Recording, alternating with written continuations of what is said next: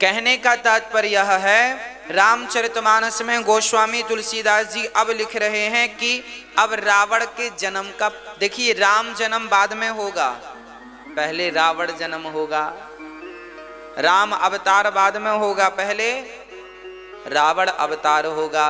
क्यों पहले रावण की कथा क्यों लिखी गोस्वामी जी ने? क्योंकि बेचारा रावण ना होता तो राम ना होते, इसलिए रावण का भी धन्यवाद देना चाहिए कि हे रावण देव, आपके कारण हमारे राम इस धरती पर आए, आप ना आते तो हम राम की कथा कैसे सुन पाते, कैसे कह पाते। तो राम की कथा यदि हमारे मध्य है तो केवल रावण की बदौलत है,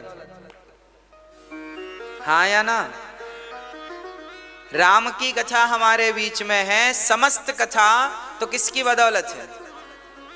इसलिए आप रावण को हल्का फुल्का ना समझिएगा। ये रावण कौन है? ये इसी का चरित्र है। सुनो, ये रावण जो था जिसे राम जी ने मारा, ये रावण पिछले जन्म में प्रताप भानु नाम का एक राजा था, उसी की कथा तुलसीदास जी लिख रहे हैं। हाँ, प्रताप भानु नाम का एक राजा था जिनके भाई का नाम था अरिमर्दन। प्रताप भानु बड़े धर्मात्मा राजा थे, ब्राह्मणों की बड़ी सेवा किया करते थे, है ना?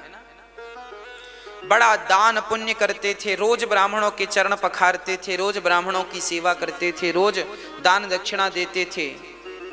अच्छा, पहले हमारे भारत में ऐसा ही हुआ करता था, हम लोग ना बड़े दानी हुआ करते थे, पहले धर्मात्मा हुआ करते थे। पहले हमारा शरीर परोपकार के लिए हुआ करता था पहले, पर आजकल पता नहीं कैसी हवा चली है, आज के जमाने में लोग परोपकार करना भूल गए हैं।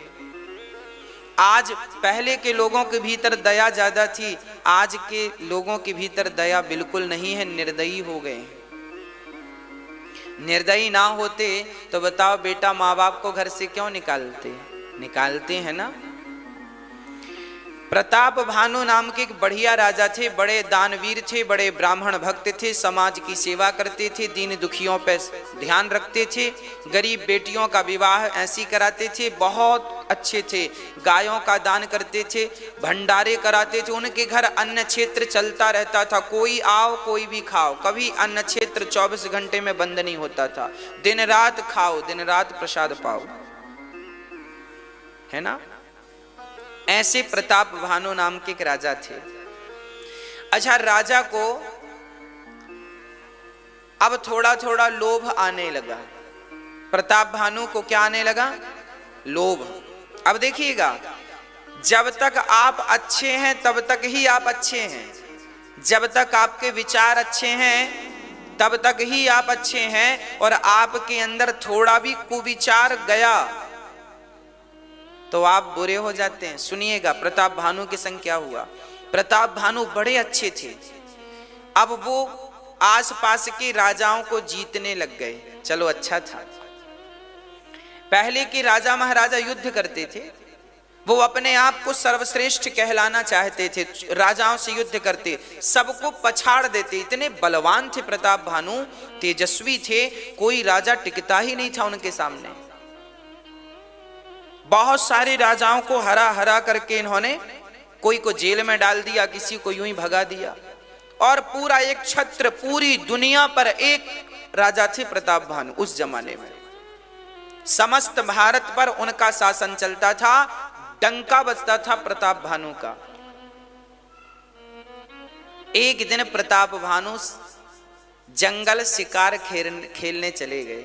सुनिएगा, शिकार खेलने गए ही थे कि प्रताप भानु के जो सैनिक थे, मंत्री जन थे, उनसे वो बिछड़ गए, क्योंकि एक सुअर दिखाई पड़ा, जंगली सुअर, उसे मारने के चक्कर में।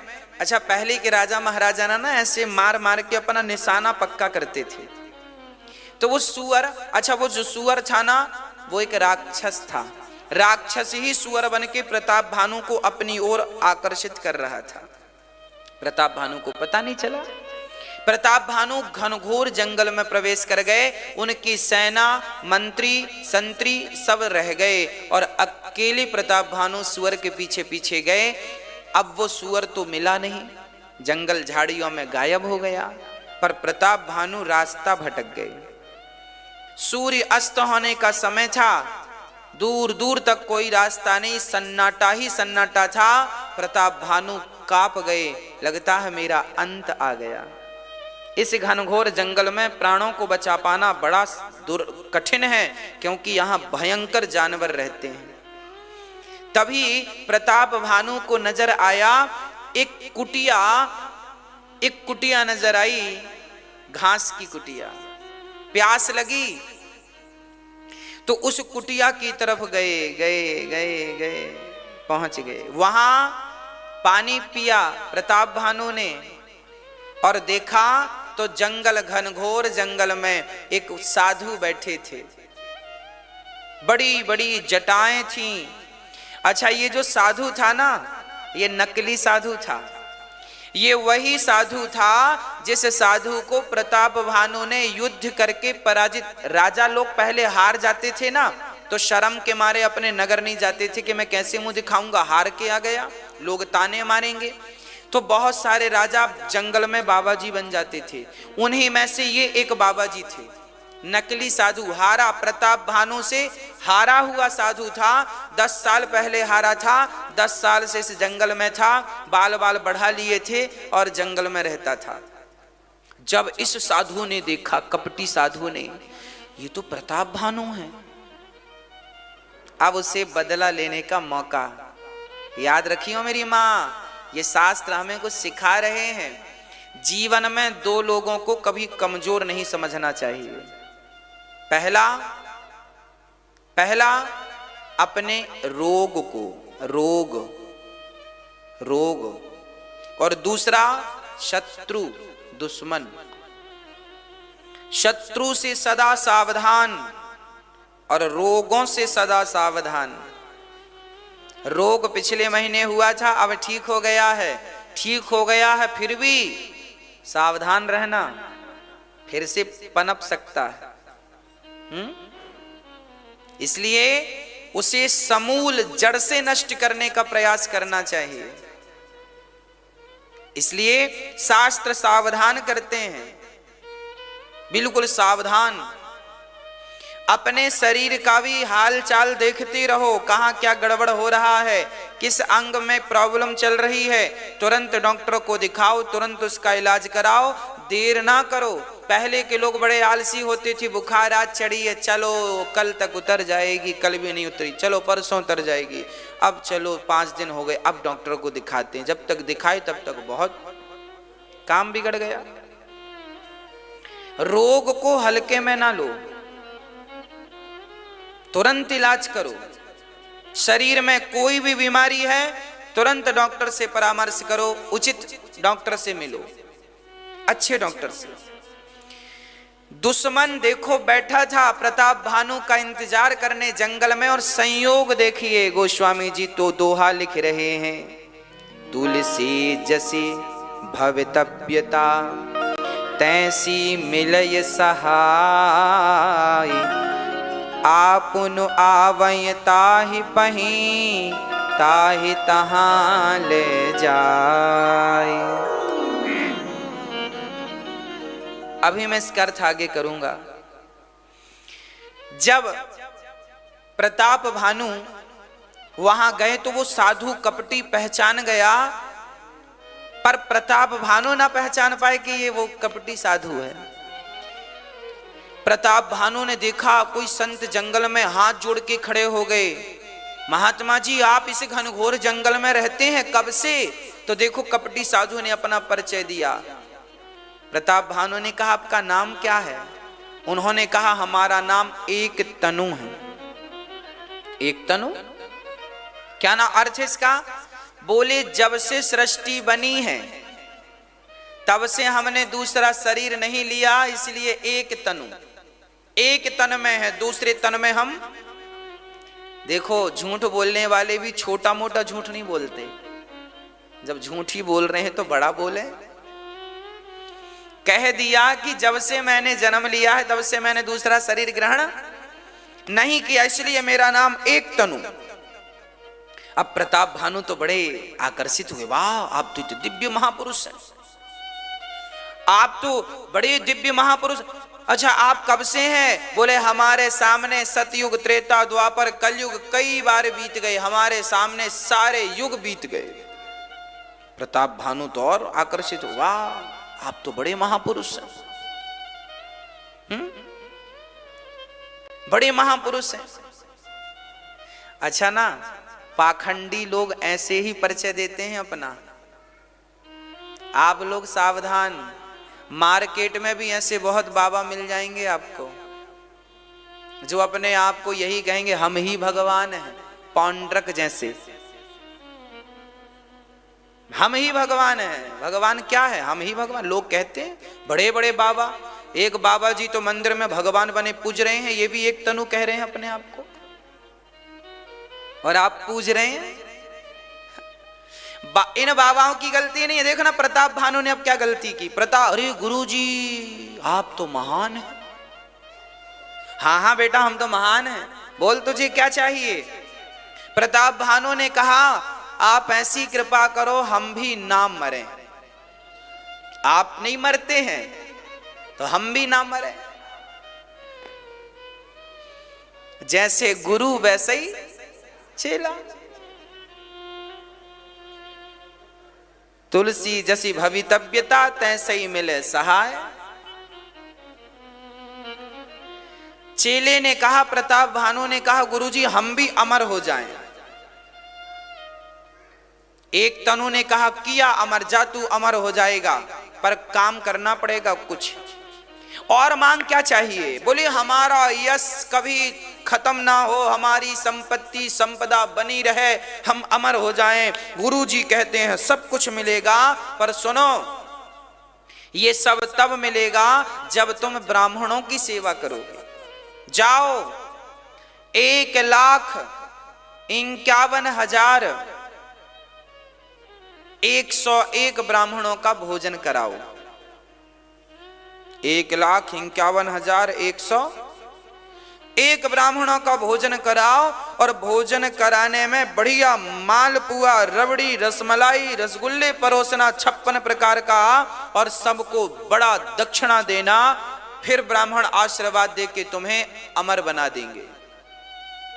अच्छा ठीक है, पर एक तनु तो कपटी साधु थे।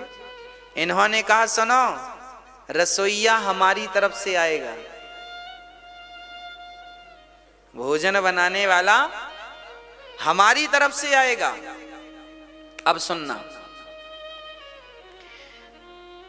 प्रताप भानु सुरक्षित अपने नगर आए और गुरुजी पे विश्वास हो गया कि गुरुजी तो एक तनु मरे ही नहीं, हमें भी अमर बना। देखो लालच, आदमी जितना उतने में संतुष्ट नहीं है। यदि उतने में संतुष्ट होता तो जरूरत ही नहीं थी माथा पच्ची की, पर मैं भी अमर हो जाऊं, अमर हो जाऊं। इस लालच से प्रताप भानु ने ब्राह्मणों को बुलाया, और वो भंडारी, जो साधु ने भंडारी वो राक्षस को भेजा जो सुअर बना था, वो मय दानव था।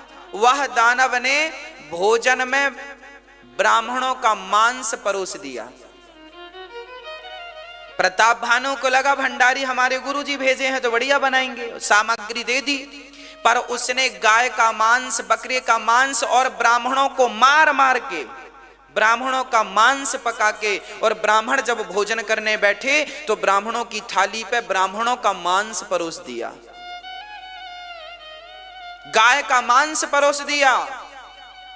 और ब्राह्मण बड़े अच्छे थे। ब्राह्मणों ने कहा प्रताप भानु तो धर्मात्मा राजा है, ये तो बढ़िया खवाएगा। ब्राह्मण खाने ही वाले थे। अच्छा भोजन बनने के बाद पता नहीं चला कि ये मांस है ना भाई। कोई बहुत विद्वान व्यक्ति के घर हम जाएं, पंडित समझदार व्यक्ति के घर जाएं, धर्मात्मा के घर, तो हम ये थोड़ी उम्मीद करेंगे कि वो हमें मांस परोसेगा। हमें तो यही लगेगा बढ़िया 56 भोग परोसेगा। सारे ब्राह्मण भोजन पर बैठे हैं, 1.5 लाख ब्राह्मण भोजन पर बैठे हैं, और प्रताप भानु के भंडारी ने क्या परोस दिया? मांस परोस दिया। ब्राह्मण खाने वाले थे, पर वो ब्राह्मण बड़े तपस्वी थे। उन ब्राह्मणों का सत्य नष्ट ना हो जाए, यदि मांस खा लेंगे तो उनका सत्य नष्ट हो जाएगा। तब आकाशवाणी हो गई। देखो उस जमाने में देवता, जब आप अपने धर्म की रक्षा करते थे ना, तो धर्म भी आपकी रक्षा करता था। धर्मो रक्षति रक्षिता। तब आकाशवाणी हो गई, ब्राह्मणों ये भोजन उचित नहीं है, इसमें ब्राह्मणों का मांस है। अब सारे ब्राह्मण खड़े हो गए और आग बबूला हो गए। अरे धर्म राजा प्रताप भानु, तुमने हमारा धर्म नष्ट करने के लिए बुलाया? जाओ, हम सभी ब्राह्मण तुम्हें श्राप देते हैं, तुम राक्षस हो जाओ। क्या बन गए? राक्षस। वही प्रताप भानु ब्राह्मणों के श्राप के कारण रावण बना।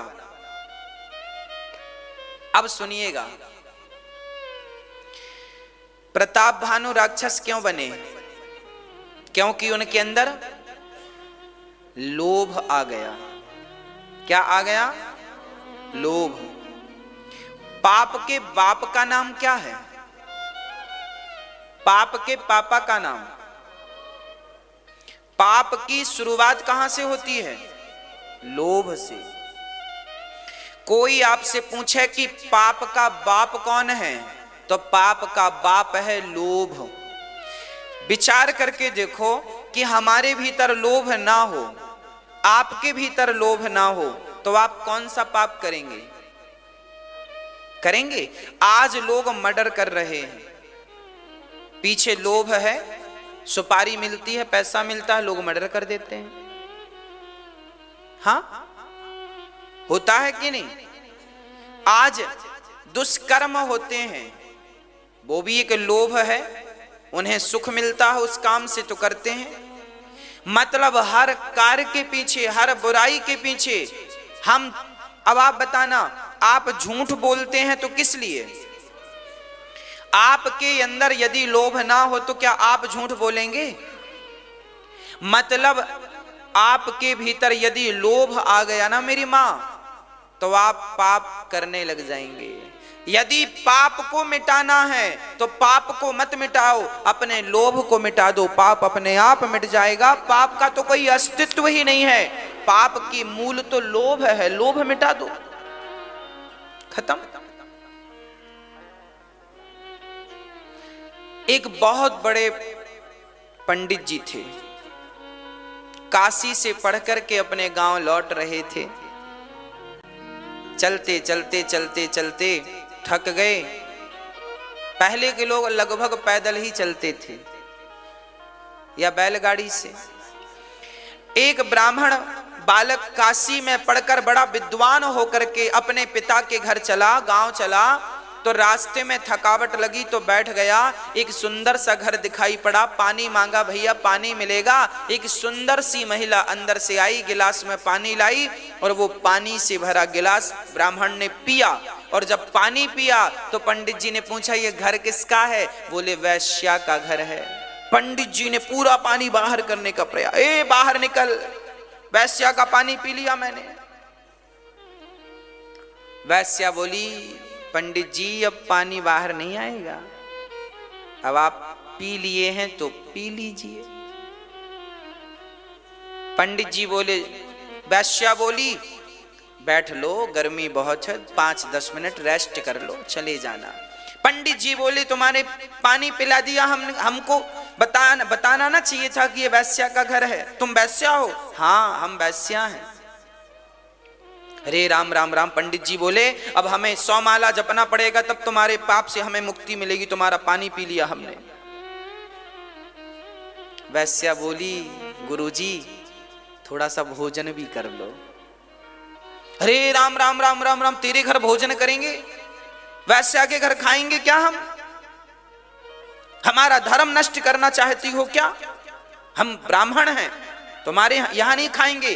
तुम गलत तरीके से पैसा कमाती हो, हम तुम्हारा पैसा स्वीकार नहीं करते। तब तक वो वैश्या एक सोने की मोहर लेके आई। बोले, पंडित जी पैदल कब तक जाओगे? पैसे वैसे हैं? पंडित जी ने कहा, पैसे तो नहीं है। सुनो, ये मोहर रख लो। और यदि आप हमारे घर केवल एक रोटी खाएंगे ना तो हम आपको 2 मोहर देंगे। पंडित जी बोले विचार करे, अच्छा ठीक है ठीक है ठीक। पंडित जी ने कहा 2 मोहर मिलेंगी, मोहर सोने की। वैश्या ने भी कहा पैदल जाओगे, मोहर होंगी तो भाई रिक्शे से चले जाओगे, तांगा वांगा चलते थे उस जमाने में, पैसे होंगे तो तांगा मिलेगा, नहीं तो पैदल चलो। पंडित जी बोले अच्छा ठीक है, एक ही रोटी खाऊंगा। हाँ खा लेना, पर वो भी अपने हाथ से बनाऊंगा। हाँ हाँ पंडित जी बोले ठीक। वैश्या बोली ठीक है। वैश्या ने आटा, चूल्हा, बर्तन सब दे दिए। पंडित जी ने आटा लगाए और रोटी लगाने। वैश्या बोली सुनो, आपके हाथ इतने कोमल हैं, कहाँ परेशान हो रहे हो? मैं आपको 5 मोहरें दूंगी यदि आप मुझे अवसर देंगे रोटी बनाने का। पंडित जी ने कहा 5 2 7, जल्दी पहुंच जाऊंगा काम। वैश्या ने कहा तुमने कपड़े बड़े फटे पहन रखे हैं, अरे धोती वोती खरीदना, कुर्ता उर्ता बढ़िया ले लेना, 2 पैसे रहेंगे, बुराई क्या है? और तुम तो कह रहे हो कि 200 माला जपोगे तो तुम्हारा पाप, तो खाने का 1000 माला जप लेना, पाप खत्म। पंडित जी बोले बात ठीक कह रही हो, ठीक है अच्छा तुम बना दो। वैश्या रोटी बनाने लगी, पंडित जी टुकुर टुकुर देख रहे हैं। अब जब रोटी बनी तो वैश्या ने कहा सुनो, हम अपने हाथ से खिला दें? पंडित जी बोले ना, तेरे हाथ से नहीं खाएंगे हम। खा लो, 10 मोहर मिलेंगी, 10 मिलेंगी, 10। पंडित जी बोले जब इतना पाप हो ही रहा है तो फिर इतना और।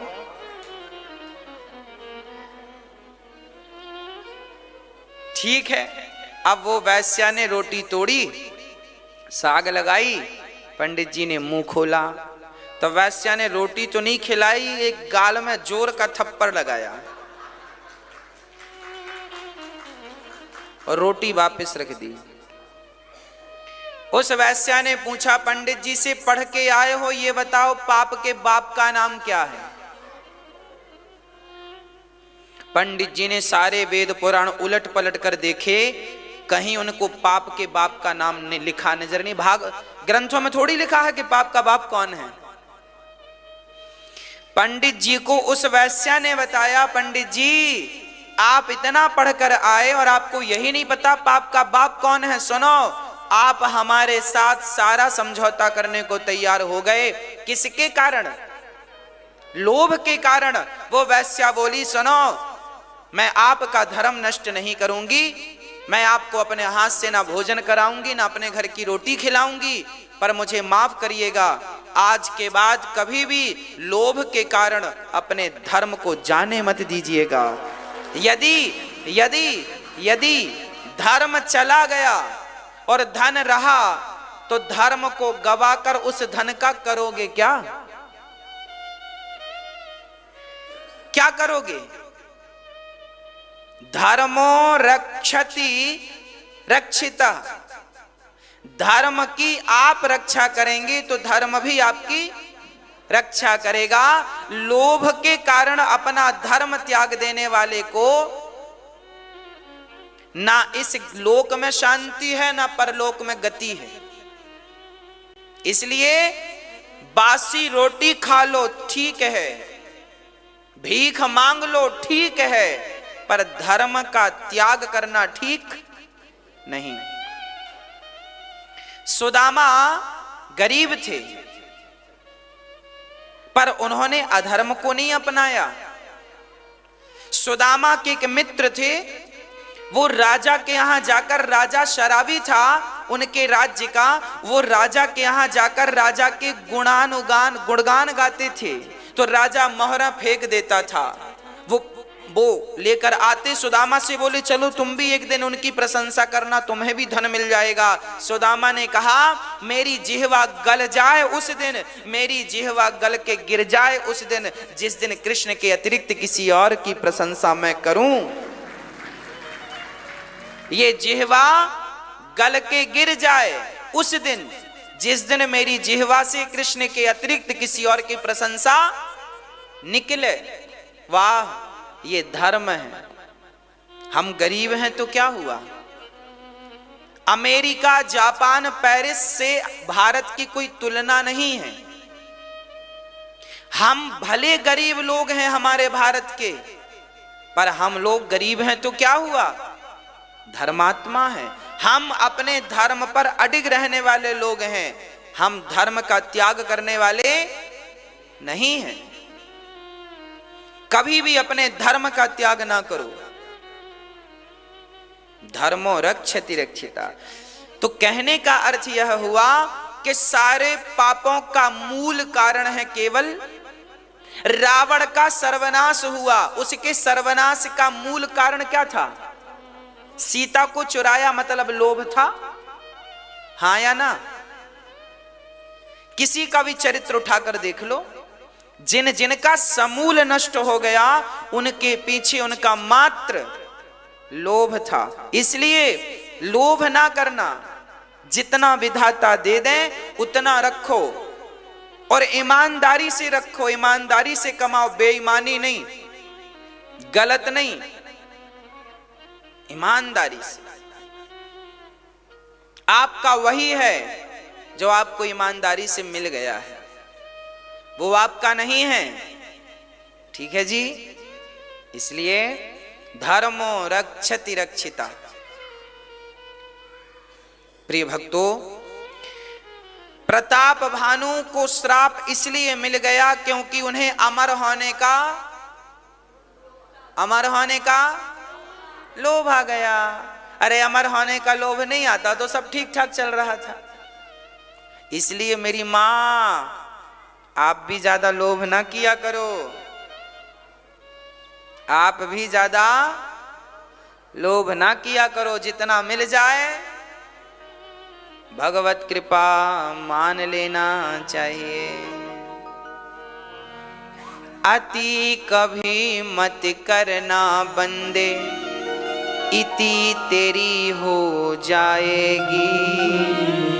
बिन पंखों के पक्षी जैसी गति तेरी हो जाएगी। अति सुंदर थी सीता मैया, जिसके कारण हरण हुआ। अति अभिमानी था वो रावण, जिसके कारण मरण हुआ। अति सदा वर्जित है भैया, अति सदा वर्जित है भैया। इति मतलब खत्म। इति तेरी हो जाएगी। बिन पंखों के पक्षी जैसी गति तेरी हो जाएगी। सीता जी बहुत सुंदर थी तो हरण हो गया। आपको पता है, नारी का अधिक सुंदर होना भी अभिशाप माना गया है। नारी सुंदर तो हो पर अति सुंदर ना हो। इस सृष्टि में जो स्त्रियां अति सुंदर हुई हैं, उन्हें सबसे ज्यादा दुख उठाना पड़ा है। इतिहास साक्षी है ना? तो अति सुंदरता भी नुकसानदायक है। सीता मां अति सुंदर थी तो रावण चुरा के ले गया। इसलिए बहुत ज्यादा, चलिए अब कोई है तो ये नहीं हम कहें कि कोयला पोत के चलो, ऐसा नहीं है। अब है तो है, पर अधिक जो आप सुंदर बनना चाहते हैं अपने आप को, वो अधिक सुंदरता नुकसानदायक है। सामान्य जीवन सबका बढ़िया है ना भाई? बहुत स्वादिष्ट भोजन जिस दिन बन जाता है ना, तो आदमी ज्यादा खा के बीमार हो जाता है। हाँ या ना? तो बहुत स्वादिष्ट भोजन भी नहीं होना चाहिए। हाँ या ना? अति ना हो किसी चीज की। अमृत भी अति नुकसानदायक है। इसलिए अति बचन बोली पांचाली, महाभारत का युद्ध हुआ। अति दान दे करके राजा बलि भी बंधन युक्त हुआ। अति विश्वास न करना बंदे, अति विश्वास न करना बंदे, मति तेरी फिर जाएगी। बिन पंखों के पक्षी जैसी गति तेरी हो जाएगी।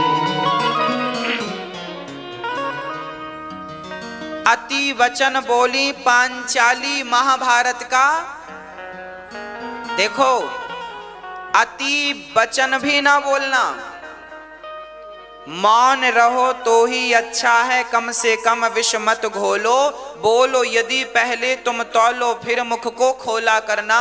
पुष्प नहीं बन सकते हो तो कांटे बनकर मत रहना। कहने का अर्थ यह हुआ, अति ना बोलना, उतना ही बोलना जितनी की जरूरत हो। मैया, ओ मेरी माँ, हो गई पंचायत? हाँ, और कर लो। अति बातें ना हो, अति वचन बोली पांचाली, ज्यादा ना बोला करो। हमारी माताएं कुछ भी बोल देती हैं अपनी बहू से, हमसे नहीं। तेरे बाप ने ये सिखाया है क्या, तेरी माँ ने ये सिखाया। हमारी माताएं बात बात में ताने बड़ा मारती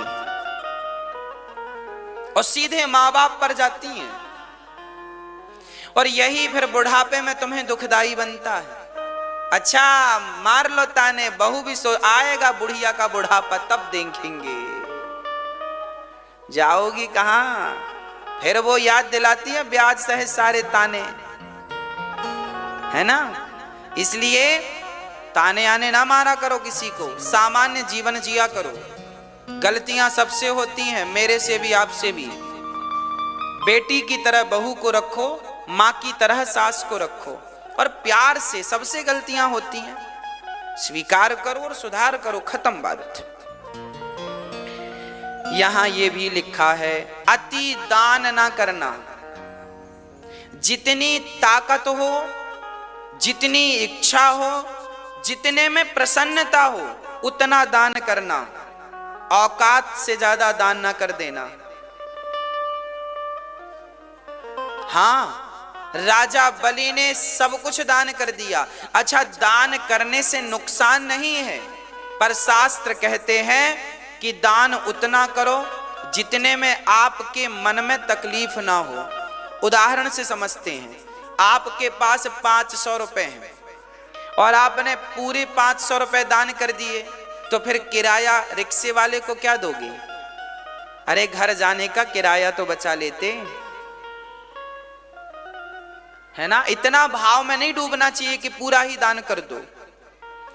दान उतना करो कितना, आपकी कमाई 1000 रुपए है तो 1000 रुपए में आप 100 रुपए दान कर दो।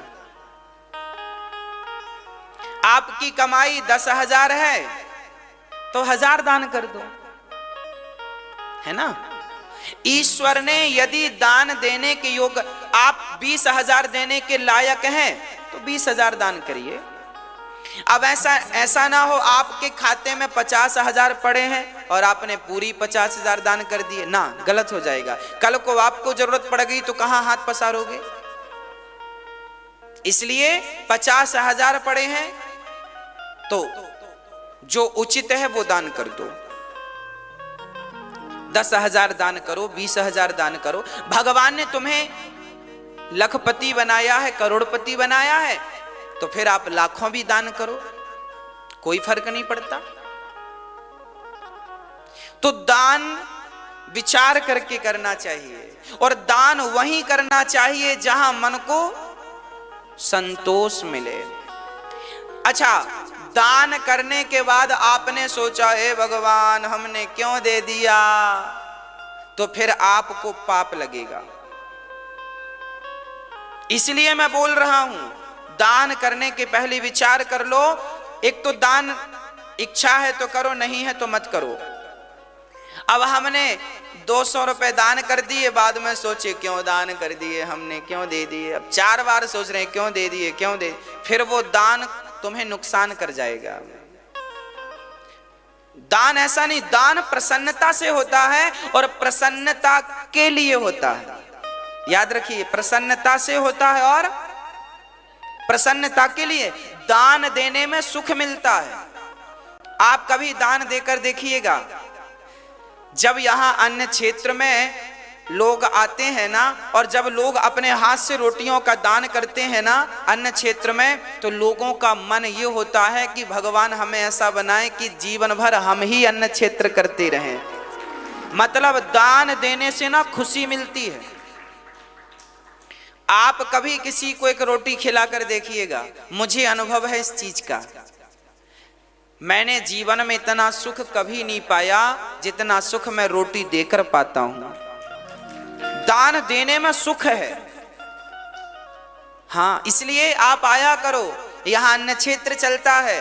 आप जो दान करते हैं उस दान से यहाँ पर साधु संतों को, जरूरतमंदों को, हजारों लोग अन्य क्षेत्र का प्रसाद पाते हैं, बढ़िया प्रसाद पाते हैं। और आप भी आया करो, आप भी अन्य क्षेत्र का दर्शन किया करो, तो आपका मन। अच्छा, आप लोग जो दान करते हैं, आप लोगों को तसल्ली होती है कि नहीं दान देने के बाद?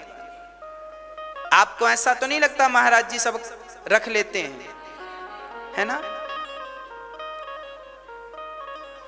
आपसे मैं विश्वास से कहता हूं, आप जितना दान करते हैं ना, उसमें और 1 रुपए जोड़ करके और उसे मैं सेवा में ही लगाता हूं। मेरी मां, मुझे पता है कि जब मैं मरूंगा तो मेरे शरीर के कपड़े भी उतार लिए जाएंगे, बस 1-2 गज टुकड़ा कफन का ही पड़ता है ऊपर। मुझे पता है, मैं जानता हूं, मैं रोज सुनता हूं कि कोई शहर में कोई मर गया, कोई शहर में कोई मर गया। रोज मुझे यही लगता है एक दिन अपनी भी खबर सब जगह जाएगी कि फलाने जी मर गए, है ना? इस सच्चाई को मैं जानता हूं, इस सच्चाई को मैं स्वीकार करता हूं कि मुझे भी एक दिन अर्थी पर लेटना पड़ेगा। इसलिए मुझे पता है कि जो मैं इस संसार में अपने हाथ से दान पुण्य कर दूंगा वह मेरा है, और जो मैं बचा के रख लूंगा वो मेरा। इसलिए आप जो देते हैं मेरी मां भक्तों, उसमें और जोड़ करके उसे माँओं की सेवा में लगाया जाता है। आप कभी अन्य क्षेत्र आना और अन्य क्षेत्र में भोजन करके देखना। आप अपने घर पे भी वो चावल नहीं बनाते होंगे जो चावल यहाँ अन्य क्षेत्र में लोगों को बांटा जाता है। आप अपने घर पे भी ऐसी साग सब्जी नहीं बनाते होंगे। मुझे ये लगता है कि यहाँ पर भगवान खाने आते हैं। मैं ये भाव से अन्य क्षेत्र में जाता हूं कि यहाँ जितने लोग प्रसाद पाते हैं ये भगवान है, और भगवान को तो अच्छे से अच्छा भोजन पवाना चाहिए ना। इसलिए अन्य क्षेत्र में जितने साधु संत जरूरतमंद प्रसाद पाते हैं, मेरा ये भाव होता है कि यह भगवान है। मैं पूजा नहीं करता मेरी माँ, मैं तो इनकी सेवा ही पूजा समझता हूँ। सुबह 8 बजे से कभी बंदरों की सेवा की पूजा है ना, तो कभी इन भक्तों को भोजन की पूजा है। इनको जब पेट भर के भोजन करा देते हैं तब मन को संतोष हो जाता है, चलो आज का दिन अच्छा गुजर गया, किसी के काम आया। हमारी मेहनत किसी के काम आ जाए, हमारी वाणी किसी के काम आ जाए, हमारा कार्य किसी के काम आ जाए, बस। मैं लोगों को देखता हूं, मैंने एक सज्जन को देखा, उनके हाथ काम नहीं कर रहे थे, ये वाला हाथ काम बिल्कुल नहीं कर रहा था। मैं डर गया, मैंने कहा हे भगवान, देखो तो इनका हाथ काम नहीं कर रहा है। मैंने पूछा भैया कब से काम नहीं कर रहा है? बोले 1 साल से। मैंने कहा जब काम कर रहा था तब तुमने कौन सा काम किया? रोने लग गए। जब काम कर रहा था ना ये हाथ, तब किसी को इस हाथ से रोटी नहीं दी। तो भगवान को भी लगा बेकार है, तो काम ही करना बंद कर दिया। तो मैं निवेदन करता हूं कि जब तक हमारी ये उंगलियां, हमारा ये हाथ काम कर रहा है ना, तब तक अपने हाथ से सेवा कर लो, माँओं के चरण दबा लो, माँओं की सेवा कर लो।